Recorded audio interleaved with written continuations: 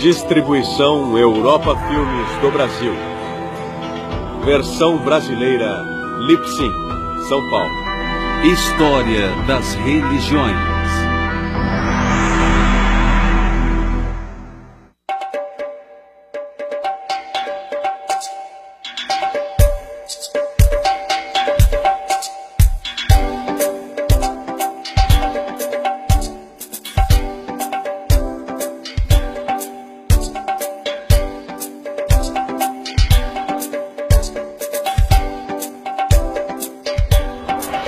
Religiões africanas e afro-americanas.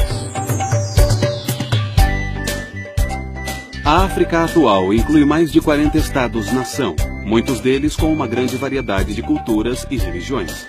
Estudiosos já estimaram que mais de 1000 línguas são faladas neste grande continente. Muito da variedade da África deve-se à sua longa história e à sua geografia bastante diversa. Há 4 grandes desertos na África: o Kalahari, no sudoeste, o da Líbia, no norte, o Danúbia, no nordeste, e o Saara, que se estende do rio Nilo, no leste, até o Oceano Atlântico, no oeste. Só o Saara cobre 8.600.000 km², quase um terço da África. Nômades e tribos de pastores há muito tempo vivem nessas áreas desoladas. Mas a África também possui inúmeras selvas, vastas campinas e montanhas majestosas. Muitos rios serpenteiam pelo seu solo. O rio mais extenso da África e também do mundo é o Nilo, que percorre mais de 6.000 quilômetros desde o Lago Vitória até o Mar Mediterrâneo. Às margens desse antigo rio, faraós construíram suas tumbas e acredita-se que Moisés foi tirado de suas águas. A civilização africana muito foi moldada por uma grande migração de pessoas por estas águas, vindas de outros continentes e outras culturas. É uma grande combinação de sociedades moldadas por uma enorme variedade de influências. As religiões africanas são tão diversas quanto suas culturas.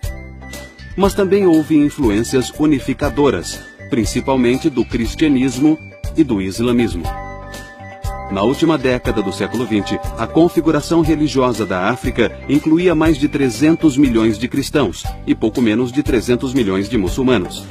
Existem cerca de 70 milhões de seguidores de religiões tradicionais africanas e cerca de 1,5 milhão de hindus.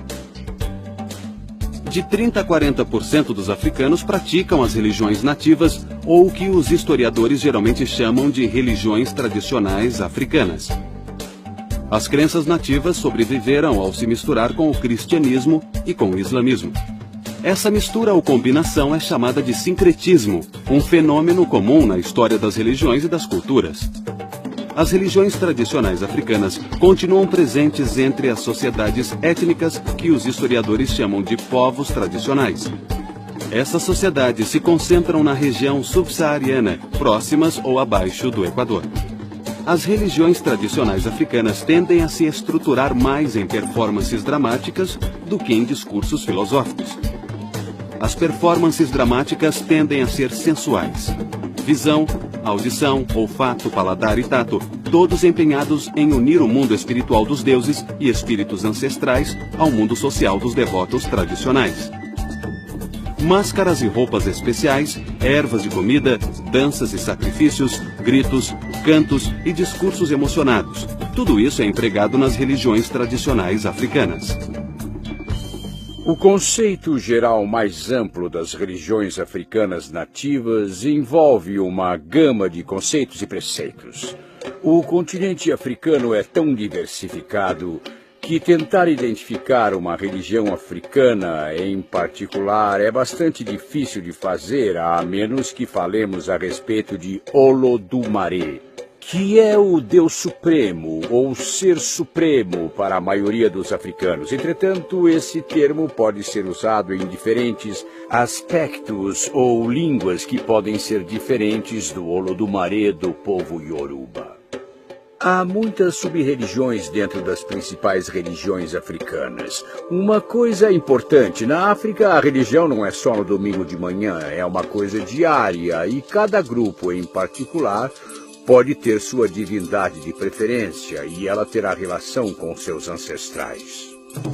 Através de performances dramáticas em festejos e cultos, espíritos e deuses baixam nos devotos e são incorporados.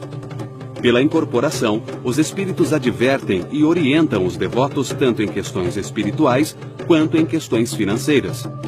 Mas às vezes eles também podem causar o mal. As religiões tradicionais africanas também tendem a ser mais orais que literárias, transmitindo crenças e ensinamentos através de inúmeras artes verbais e não tanto por escrituras. Mitos e folclore, enigmas e provérbios e, às vezes, canções e poesias são utilizados. Alguns teólogos africanos cristãos creem ser possível uma nova era de independência religiosa na África terceiro-mundista. Alguns veem o fenômeno das igrejas nativas como um sinal dessa nova era, ou a nova chegada do Espírito Santo.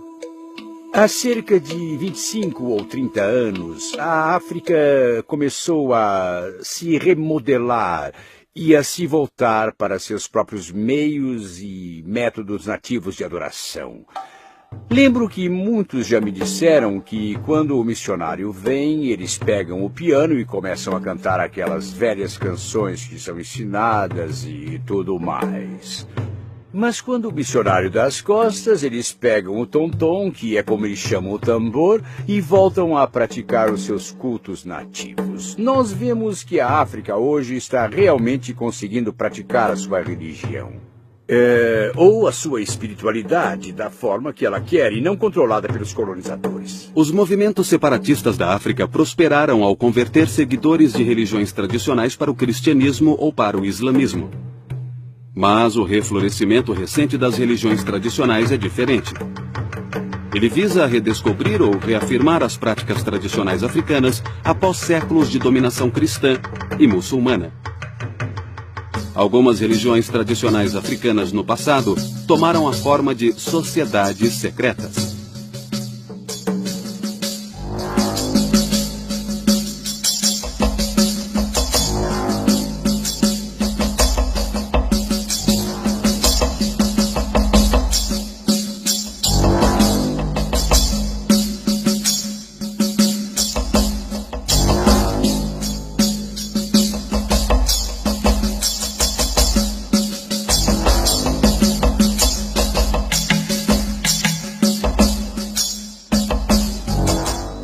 Hoje, as sociedades secretas da África se tornaram outro elemento dos movimentos neotradicionais.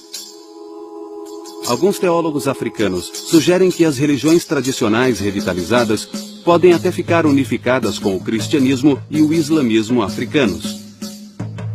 Alguns até especulam que tais forças unificadas podem um dia unir a África como uma só nação. Hoje é comum dizer que os mitos constroem o mundo. Sobretudo para os tradicionalistas africanos, os mitos são histórias excepcionais, exemplares, cheias de significado sagrado e moral. Alguns mitos africanos referem-se ao comportamento moral, explicando por que certas práticas devem ser feitas de um modo e não de outro. Mas outros mitos expressam valores e atitudes morais em relação à realidade da África tradicional. Mitos e folclore, juntamente com outras artes orais, como enigmas e provérbios, têm assim uma função social ao dar à vida diária um significado transcendental. Apesar de gerações em contato com outras religiões dominantes, os iorubás conseguiram preservar virtualmente intactos os mitos tradicionais que há muito compõem suas práticas religiosas. O povo iorubá é um dos grupos religiosos mais numerosos no oeste da África, chegando a 15 milhões de pessoas. Embora habitem a maior parte da Nigéria, os iorubás também habitam regiões que vão do Benin até o rio Níger. Os iorubás não são meramente uma tribo. Eles já foram uma civilização próspera, dedicada à lavoura e ao engenho. A religião iorubá é geralmente associada ao politeísmo. Mas tal associação ignora totalmente a natureza da religião iorubá, assim como seus mitos, seu folclore e seus rituais. A religião iorubá de fato abrange um conjunto de divindades, mas todas elas são manifestações de uma divindade suprema. A estrutura Ifá, Orixá ou o panteão começa com o Olodumare, que é traduzido como o controlador do universo. Essa entidade seria conhecida como nosso Ser Supremo. A partir dessa entidade, nós temos os orixás. Esses seres divinos são várias expressões do Ser Supremo, que foram encarregados pelo Ser Supremo de criar o mundo. Essa versão comum do mito da criação dos Yorubás nos revela algo sobre a relação entre o Olodumare e as divindades menores chamadas de orixás. Cada orixá é uma representação ou manifestação do poder de Olodumare, mas nenhum deles é Olodumare. Somente Olodumare é supremo. As outras divindades exercem um papel muito importante. Elas são mais atuantes nas questões humanas. E o Ser Supremo é meio que representado por essas outras divindades. E cada uma tem seu próprio altar, tem seu próprio sacerdócio, seu próprio conjunto de tabus e objetos sagrados, locais sagrados, e controla aspectos específicos do comportamento humano ou de todos os nossos problemas globais. E isso praticamente não existe nas religiões tipicamente ocidentais. O Olodumare, de fato, remonta aos primórdios da mitologia iorubana. Mas seu poder e sua presença é manifestada e transmitida em mitos que personificam a natureza e os processos naturais. A terra, os rios, lagoas e oceanos, tudo é respeitado como pessoas ou deuses. Às vezes, o Olodumare é até mesmo retratado como uma pessoa importante que viveu há muito tempo. O Orixá Nlá, também chamado de Obatalá, é uma manifestação de Olodumare. Esse orixá, ou deus menor, é o criador, o modelador das formas humanas. Embora Obatalá geralmente seja andrógeno, ele é mais frequentemente descrito como homem. Ele é o criador dos bebês no útero. Ele até mesmo cria os deformados e desfigurados. Portanto, zombar de tais criaturas desafortunadas é zombar do próprio Obatalá. Não está totalmente clara qual é a relação entre Obatalá e os outros orixás, mas de acordo com a mitologia iorubana, existe aparentemente uma hierarquia de orixás. Alguns têm sua origem no próprio Olodumare. De acordo com a primeira versão do mito da criação, esses orixás originalmente habitavam os céus com Olodumare e eles auxiliam Obatalá em seu trabalho de criação. Esses orixás também são divindades primordiais. Entre eles estão Exu, Xangô, Ilê e Olum-Milá. Olum-Milá também leva o título de Babalaô, o pai dos mistérios. Ele é enviado por Obatalá para dar orientação. Exu, outro orixá primordial, é representado na mitologia iorubana como o brincalhão. O brincalhão ou travesso aparece em muitas mitologias tradicionais africanas. Os muçulmanos e os cristãos geralmente associam Exu com Satanás, o acusador ou enganador. A associação não é de todo enganosa, porque Exu desafia e põe à prova. Ele também tem grande conhecimento dos desejos secretos e do destino dos devotos. Exu é o senhor de todas as decisões, porque decisões são realizadas numa encruzilhada. Isso significa que você pode ir por um caminho ou por outro. Então, Exu é o orixá a quem o devoto deve apelar para ter orientação e clareza na hora de tomar decisões. Exu provoca brigas e mau comportamento entre as pessoas para suscitar a virtude entre elas. Dessa forma, ele acaba suscitando a ordem moral e a digressão religiosa. Ele é muitas vezes representado com formas humanas, com chifres na cabeça e com uma clava ou faca ao lado. Às vezes ele é um homem pequeno que, embora cheio de pompa, também tem consciência de sua baixa estatura. Em algumas tradições, Exu é representado por um falo. Nos mitos iorubanos, ele quase sempre traz calamidade. E num dos mitos, ele até mesmo invoca a calamidade entre os demais orixás primordiais. Xangô, como Obatalá e Exu, é uma divindade primordial. Por fim, Ilê, ou Mãe Terra, é outro dos orixás primordiais. Acredita-se que ao nascer, nós repousamos nela, e ao morrer, retornamos a seu ventre. E em cada refeição, os ancestrais que habitam nela são honrados com algumas gotas de bebida jogadas no chão.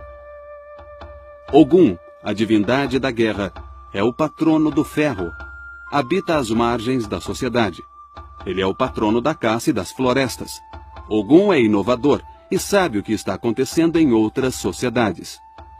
Ele se comunica com os espíritos dos céus, das selvas, dos pastos e da tecnologia.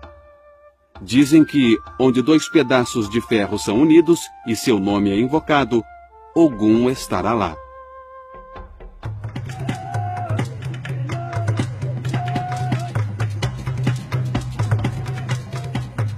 Entre os Shonan do Zimbábue, os ancestrais são os intercessores entre o Deus Supremo e a comunidade dos vivos. Os Shonan acreditam que o Deus Supremo é um ser metafísico que não interage diretamente com a comunidade humana. As relações espirituais entre deuses e humanos ocorrem através dos ancestrais, que, como espíritos, podem se comunicar com o Deus Supremo.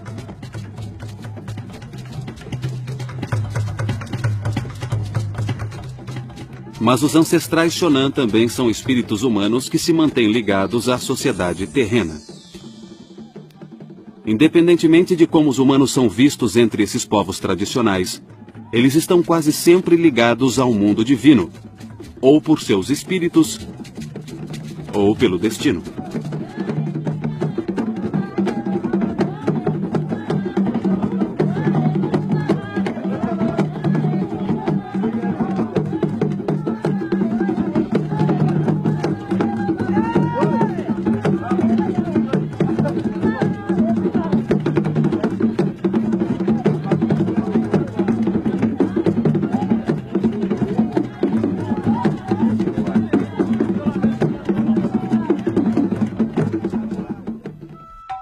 A devoção aos ancestrais implica em interdependência, porque os ancestrais fazem a mediação entre a vida da comunidade com a vida divina.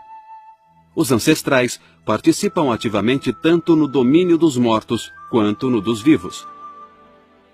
Os Yogi, que é o plural de Yog, não são presenças sempre amigáveis ou más em certos santuários. Tais espíritos e forças também se envolvem nos conflitos da sociedade com outros Yogi. Alguns desses Yogi podem trazer calamidade, principalmente doenças. Os Acholi praticam rituais para apaziguá-los ou expulsá-los, às vezes através de provações longas e torturantes. Os rituais de cura dos Acholi envolvem primeiro um curandeiro, um adivinho, que verifica uma doença como sendo causada por um Yogi. Junto a assistentes e à família, o curandeiro e seus auxiliares cantam canções Yogi. Tambores e chocalhos são usados para soar vários ritmos.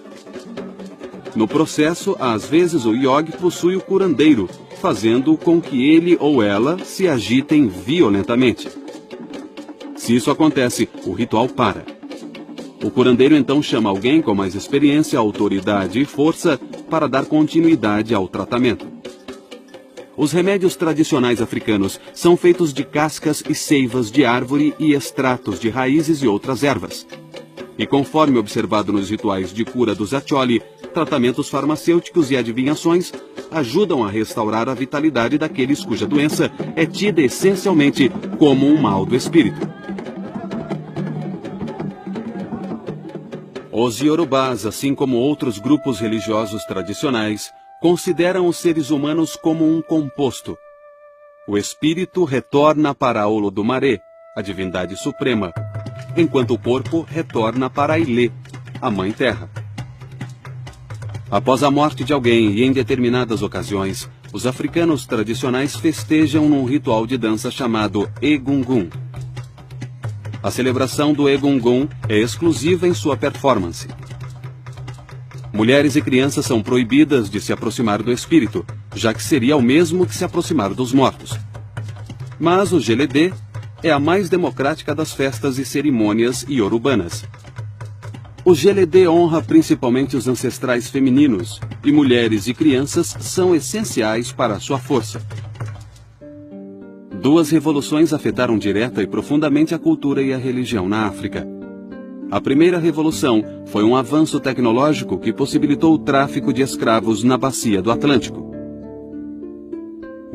A segunda revolução foi um desenvolvimento econômico que tornou o tráfico de escravos altamente lucrativo. Cerca de 10 milhões de africanos foram levados para as Américas nos séculos seguintes, e suas religiões tradicionais foram com eles. Quando os africanos foram trazidos para as Américas e escravizados, foram esses mesmos sacerdotes e sacerdotisas, agindo em segredo, agindo como médicos, por um lado, que conseguiram também manter essa identidade viva.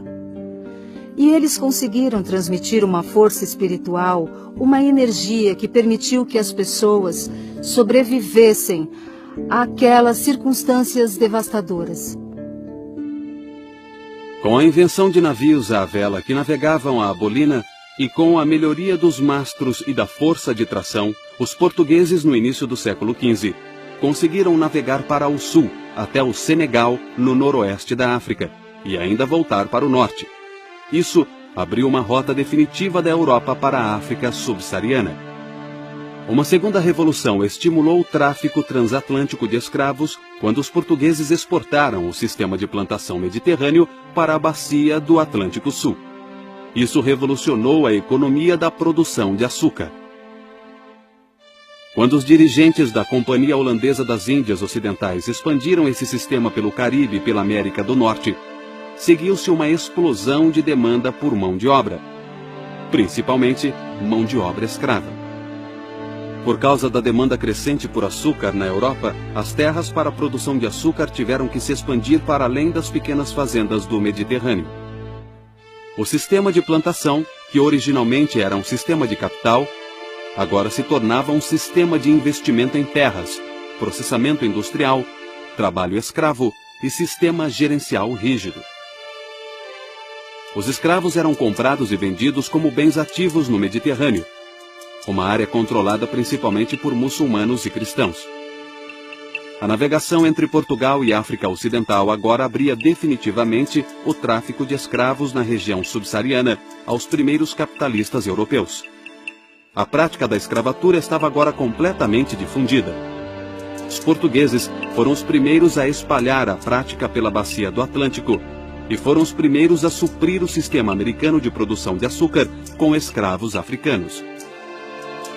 O sistema de plantação do Brasil e do Atlântico Sul tornou-se o modelo para a produção de outras mercadorias.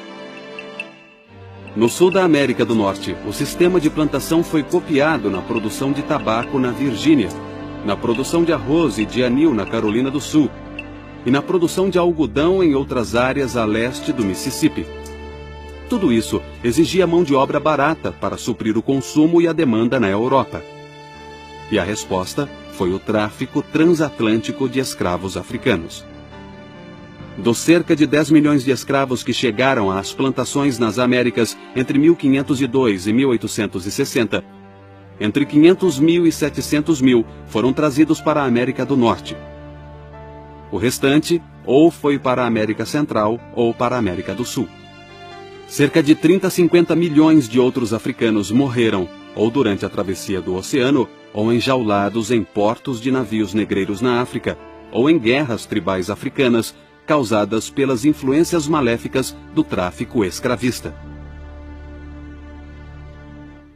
Os primeiros escravos africanos foram exportados inicialmente do oeste da África, mas os portugueses, os espanhóis e principalmente os holandeses logo estariam chegando também à África Central. As religiões tradicionais africanas são fundamentadas em rituais que visam a algum favor, vantagem ou orientação dos espíritos ancestrais. O aspecto performático da religião na África inclui muitos fenômenos relacionados à magia, como encantos, amuletos, santuários, adivinhações e possessões espirituais. Na verdade, tais fenômenos mágicos caracterizam as religiões africanas tanto quanto as artes orais que comentamos antes. As funções dos encantos e amuletos na África estão relacionadas a poderes, espíritos, divindades menores e fantasmas. Este fetiche africano, que se chama camise na língua africana, representa uma figura de poder. Ele é reverenciado como uma pessoa, não como uma escultura. E ele é usado para vários métodos de cura, de vingança, seja de que natureza for. Note que há lâminas enfiadas no fetiche e também alguns pregos. Bem antes que os colonos chegassem, os africanos usavam lâminas. O mesmo tipo de lâmina colocada nas lanças era usado para colocar no fetiche. Para dar um bom exemplo, se eu sou o curandeiro, sou o chefe espiritual que faz todas as curas na aldeia, e um dos aldeões chega a mim e me diz: escuta, estou com uma dor aqui do lado, eu, como chefe espiritual, o curandeiro, pego e enfio um prego ou uma lâmina nesse objeto aqui, exatamente onde a pessoa está se queixando de dor. Aí esse objeto, esse fetiche, esse camise, absorve toda a dor. E a pessoa volta depois e diz ao curandeiro ou ao chefe espiritual: olha, eu fiquei bom, estou curado. Então, todas essas lâminas que você vê representam o número de vezes que as pessoas vieram ao chefe espiritual para serem curadas. Os tradicionalistas africanos vivenciam a religião como um encontro com forças e presenças estranhas, tanto humanas quanto espirituais. E muitas dessas forças podem ameaçar o bem-estar da comunidade e de indivíduos.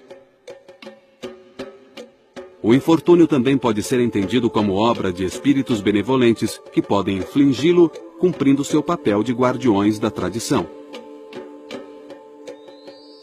Muitos infortúnios também podem ser atribuídos ao poder da bruxaria. Entre os balubás, a feitiçaria geralmente é uma pessoa estranha, calada ou antissocial. Ela ou ele pode viver nos arredores da aldeia. Acredita-se que pessoas assim vivam acompanhadas de forças que podem corromper e destruir.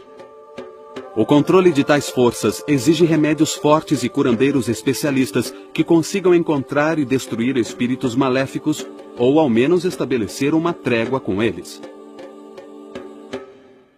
Elementos das religiões tradicionais africanas foram inicialmente exportados do oeste da África para o Brasil no século XVI. Mas eles não prosperaram até a metade do século XIX. Muitos cultos tradicionais africanos se enraizaram.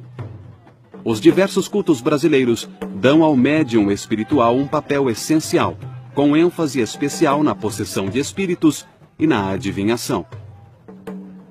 A adivinhação invoca a ajuda do mundo espiritual para aqueles que sofrem com infortúnios no mundo dos vivos. É um aspecto sólido da mediunidade, e no Brasil a adivinhação continua ligada profundamente a funções similares na África. Os cultos afro-brasileiros, como as religiões tradicionais da África, dão grande ênfase à performance como falas e danças, tambores e sacrifícios. As cerimônias são dramáticas, coloridas e exaltadas. Elas evocam os poderes milenares e a presença de divindades e santos. Os afro-brasileiros nem sempre foram apoiados ou encorajados a praticar abertamente sua religião tradicional. Suas práticas religiosas foram proibidas e perseguidas. Por precaução, o sincretismo dos orixás com os santos católicos deu a elas uma certa legitimidade entre a população predominantemente católica do Brasil. Os afro-brasileiros, na verdade, ficaram à margem das elites governantes em nível regional e nacional, no Brasil e em outras regiões. Os vários cultos afro-brasileiros muitas vezes suscitaram debates sobre a autenticidade, geralmente levantando a questão de se um culto pode mesmo associar suas práticas às tradições africanas originais. Entre os cultos do Caribe que ganharam a atenção dos historiadores religiosos, nenhum é mais estudado do que o voodoo haitiano.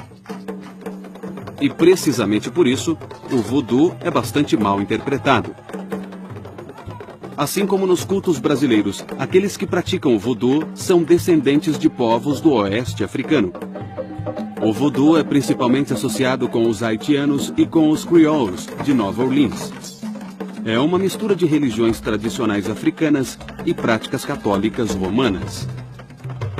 Quando os africanos chegaram aqui, a maioria desembarcou no porto de Nova Orleans e em Charleston, Carolina do Sul. Aqueles que chegaram em Nova Orleans e Charleston, na Carolina do Sul, vieram direto da África. Todos os demais vieram das ilhas. Eles haviam sido doutrinados ou domados nas ilhas ou no Caribe através das Índias Orientais. Mas os que chegaram em Charleston, os que chegaram em Nova Orleans, vieram direto da África. Por essa razão, você tem na Carolina do Sul e em Nova Orleans, naquela região, muitos e muitos sinais da religião africana nativa do Vodum.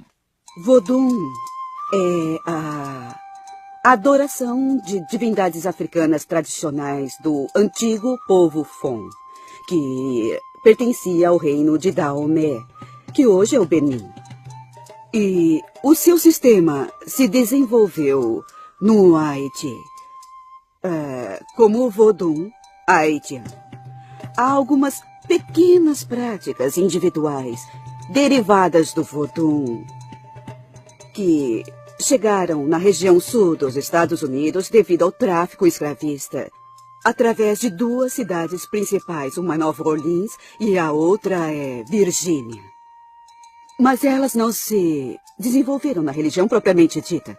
Ficaram mais no nível do ritual individual, em que as pessoas faziam determinadas coisas que eram parte da religião, mas as divindades, em termos de como eram adoradas no Haiti, não vieram a este país para ficar muito tempo. No voodoo haitiano, o princípio controlador é o Loa, uma classe de espíritos, manifestações, forças e entidades espirituais. A relação entre os devotos e o Loa é performática, dramática e mágica. Exatamente como era nos cultos dos ancestrais na África.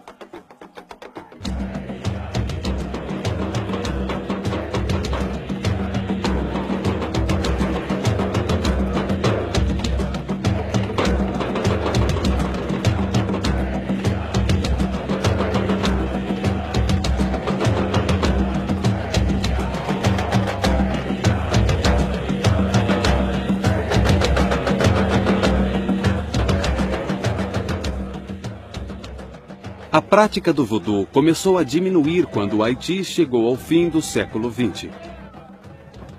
Uma das causas do declínio do voodoo é o fim das grandes famílias rurais. Outra causa é a fragmentação de grandes cultos em cultos menores, dirigidos por sacerdotes mal treinados. Uma outra causa é a pobreza, que fez com que muitos devotos do voodoo procurassem a vida urbana. Nas cidades, esses devotos esquecem suas preocupações agrárias tradicionais e sua ligação com os espíritos ancestrais. No entanto, o culto do voodoo ainda é uma crença vigorosa na bacia do Caribe e em partes da América do Norte. Entre as menos conhecidas das religiões afro-caribenhas está a santeria, uma religião tradicional praticada principalmente em Cuba e em Porto Rico. A santeria, que significa adoração aos santos, preserva elementos distintos da religião iorubá no Novo Mundo. De fato, sua divindade central é o Olodumare, o deus dos iorubás. Os orixás, ou os deuses menores da tradição iorubana, são venerados como anjos da guarda pelos devotos da santeria. Várias versões da religião iorubá eram praticadas entre os povos hispânicos e daí evoluíram para uma prática chamada santeria. A religião iorubá acabou se misturando com o catolicismo francês. Algumas divindades dos iorubás foram transformadas em santos naquela época. Portanto, havia uma certa correspondência e eles conseguiram transformar todos aqueles conceitos religiosos em algo bem mais aceitável. Então a santeria e Yorubá estão muito ligados. A escritora Mihene Gonzalez Whipler observa que cada devoto da santeria usa a adivinhação para determinar qual orixá foi designado como seu ou sua divindade protetora. Os adeptos da santeria acreditam em possessão espiritual. Os santeiros são possuídos ou servem de cavalo para os orixás ou santos. Em tais possessões, o santeiro torna-se o médium, pelo qual um orixá ou santo falará cara a cara com os devotos. Tudo isso envolve um complicado e longo sistema de iniciação para cada devoto da santeria. O amor é uma virtude de Lodumaré que nós aqui na Terra tentamos alcançar. Para adquirir e manter o verdadeiro espírito do amor, devemos nos sacrificar e alimentar o espírito diariamente. Isto representa a bondade de Iejiabe. Purificação, bom caráter e longa vida. Vocês dois podem beber, por favor. Muito bem, para sua noiva.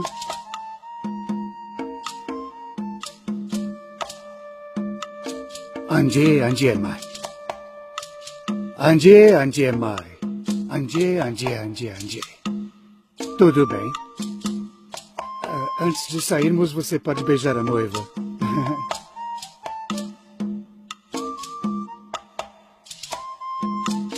Mas esse foi um beijo muito bonito mesmo. Então vamos lá, tudo bem? Anje, Anje, Anje, Anje, Anje Mai. Os senhores de escravos espanhóis em Cuba associavam a santeria à adoração do diabo e os devotos acabaram sendo perseguidos. Por isso, sua prática durante muito tempo foi feita em segredo. Como o voodoo, a santeria ainda está envolta em segredo. E assim como no voodoo, pessoas de fora consideram a santeria exótica e diabólica. A santeria é vista com suspeita principalmente porque os sacrifícios são parte essencial dos rituais. E até o sacrifício com sangue pode ser praticado quando envolve uma importante questão espiritual. Os cultos neotradicionais africanos não são tão comuns nos Estados Unidos quanto são na bacia do Atlântico Sul. O estudo das religiões afro-americanas nos Estados Unidos tendem a enfatizar a ascendência cultural do protestantismo afro-americano em oposição ao catolicismo afro-americano, ao islamismo afro-americano e aos cultos neotradicionais africanos. Essa ênfase no protestantismo afro-americano é fundamentalmente baseada no contato histórico entre escravos africanos e colonizadores britânicos protestantes. Em outras palavras, foi o protestantismo americano que legitimou a instituição da escravatura nos Estados Unidos. E foi ao protestantismo que os primeiros escravos foram expostos. Sociólogos como C. Eric Lincoln e Lawrence Mamiya descrevem o cristianismo afro-americano nos Estados Unidos com o termo Igreja Negra. Sociologicamente, as igrejas negras são aquelas constituídas por qualquer cristão negro, se ele ou ela for membro de uma congregação negra. As igrejas negras, assim definidas, são as 7 maiores congregações independentes, controladas exclusivamente por negros e juntas agrupavam 80% dos devotos religiosos negros no final do século XX. Certamente, uma coisa que precisamos dizer que foi transmitida das religiões tradicionais africanas, está presente em toda a cultura e nas religiões afro-americanas, é a música. A música, a cantoria, o evangelho, a música gospel, os spirituals, porque todo esse conjunto dessas performances religiosas, creio eu, está muito ligado à expressividade africana. A forma como todos na congregação se envolvem e as pessoas pulam, gritam, dançam, se emocionam e o ritmo da liturgia vai se elevando, atingindo o ponto máximo e depois retornando. Ali, com certeza, existe um padrão, um formato que permite, encoraja todos a participarem e a se envolverem também nesse processo.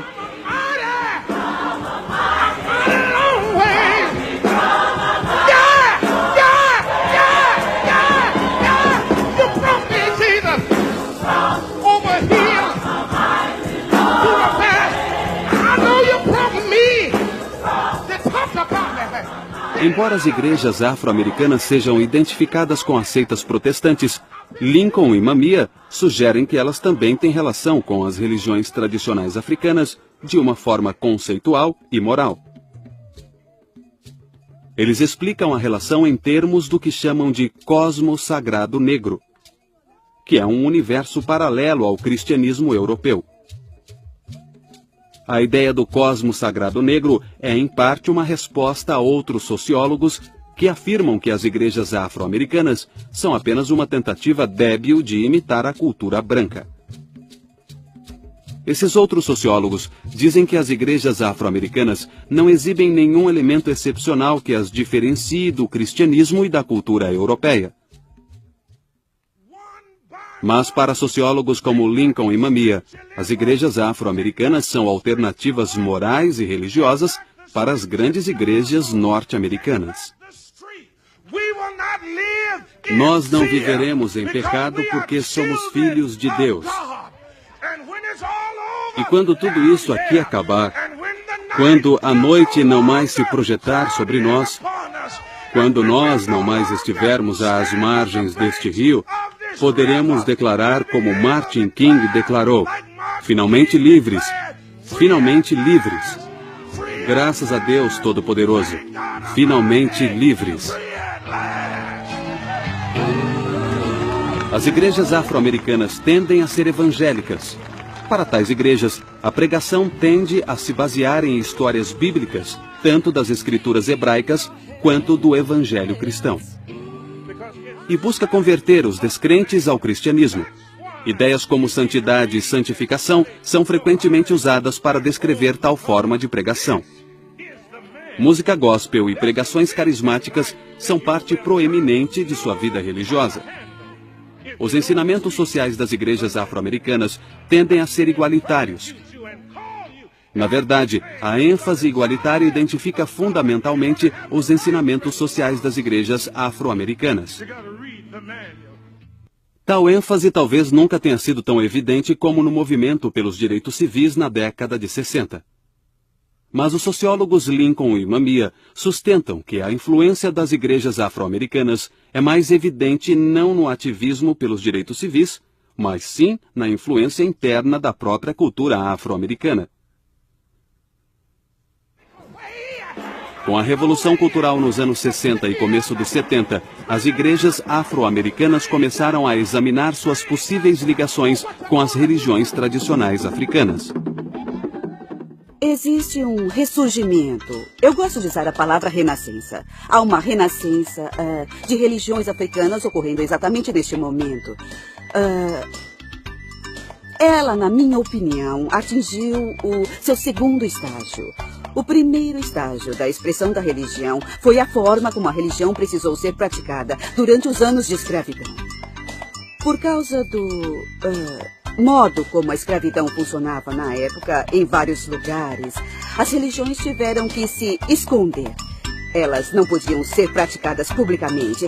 Elas, se fossem praticadas publicamente, tinham que ser sob um disfarce ou com uma máscara, fingindo fazer alguma coisa que não estavam fazendo ou fingindo ser uma coisa que não eram. Nos últimos, eu diria, 50 anos, desde a década de 1950, a religião começou a passar por um outro processo de nascimento. E esse processo de nascimento, baseado no que eu observei, levará a religião a um outro estágio do seu ciclo de expressão, que é se tornar pública.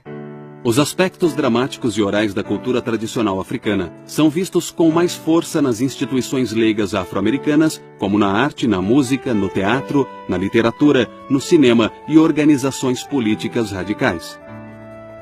Elementos distintos das religiões tradicionais africanas aparecem entre os católicos afro-americanos e entre os devotos de cultos neotradicionais afro-caribenhos e cultos religiosos afro-brasileiros.